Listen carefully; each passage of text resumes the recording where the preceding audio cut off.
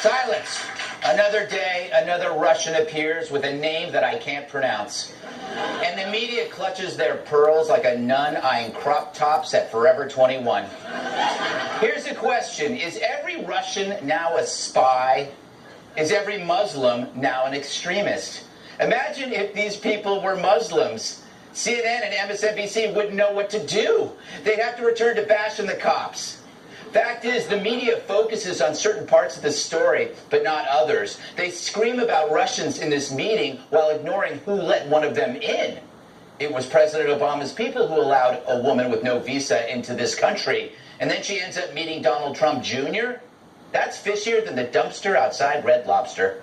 It reminds me of my favorite soap opera.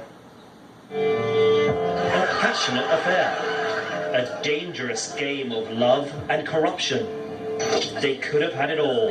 A Kremlin-connected Russian lawyer who was described to the campaign as a Russian government lawyer ushered into a top-level meeting with the Trump campaign at Trump Tower. Until one man stopped everything. How did the Russian lawyer get into the United States if wasn't her visa denied? And she arrived here under President Obama.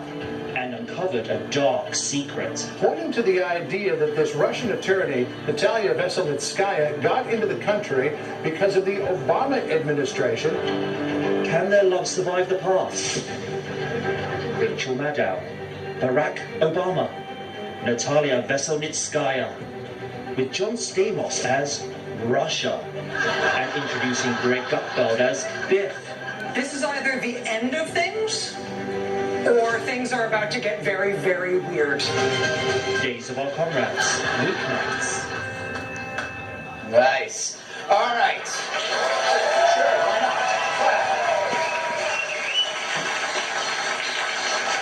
The analysis never ends, and it's always dripping in qualifiers.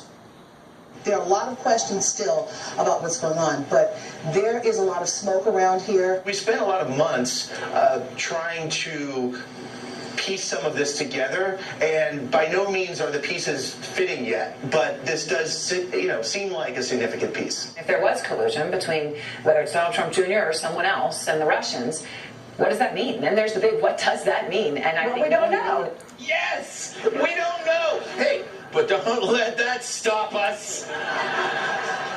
Everyone is getting into the act, even the old classics. Look, I haven't seen everything, but this is absolutely unprecedented in the history of the country. Yeah, just like that false document you peddled about George Bush. Oy vey. Oh, and as bozos blather, their banners below have rabies. Check them out. Top Republican, White House is paralyzed. White House under siege.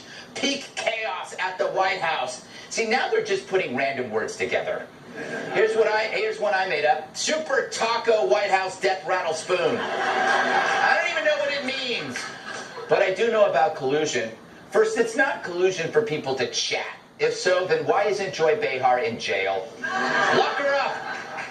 And is listening now a crime? If so, I have an excuse for ignoring my wife. Oh, an old joke. I know, it's gonna hurt. Also, the media now tells us that a private citizen can't engage in the same behavior that they can. Do they have special rights that we don't? Carl Bernstein would crawl over a bed of angry ferrets to get to that meeting, then call the source a whistleblower. If it were Chelsea Clinton, she'd suddenly be called a citizen journalist.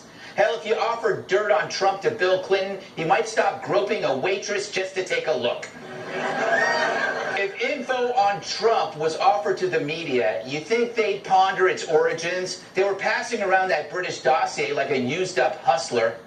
We keep redefining collusion, so I'm going to do it too. I've been fighting collusion all my life, from media, academia, and Hollywood, as they trick us into accepting foul lies and propaganda. You want collusion? Look at climate change journalism. Look at the news coverage on law enforcement. Look at how conservatives are demonized across pop culture. You want collusion? Watch how academics, reporters, and celebrities made identity politics the most destructive cult since the People's Temple. You want collusion media? You invented it! Because every day there's a smoking gun, and in 2 days it goes up in smoke. But the press keeps overselling their product, exhausting the public. Could you imagine CNN and MSNBC being this intense over Benghazi, Fast and Furious, the IRS scandal, the DOJ scandal, the Secret Service scandal, Loretta Lynch's tarmac visit, Donna Brazil's debate collusion, Hillary's secret server, the Clinton Foundation shenanigans? I could go on. I could go on, and I will. Nothing will ever come close to Ted Kennedy meeting with the KGB in order to beat Ronald Reagan in 1984. It was a quid pro quo. You helped the Dems, we helped the USSR. If it worked, we would still have the USSR. Instead, now, thanks to Reagan, we have a smaller, far less scary Russia. And that's the big joke here. The Dems used to root for the Russians against us when the USSR was deadly and wanted us dead. And now, decades later, things are better and the libs are finally seeing red? Save me the outrage. The Russian story is the left's crack cocaine, and they won't put down the pipe until there's a new dealer in the White House.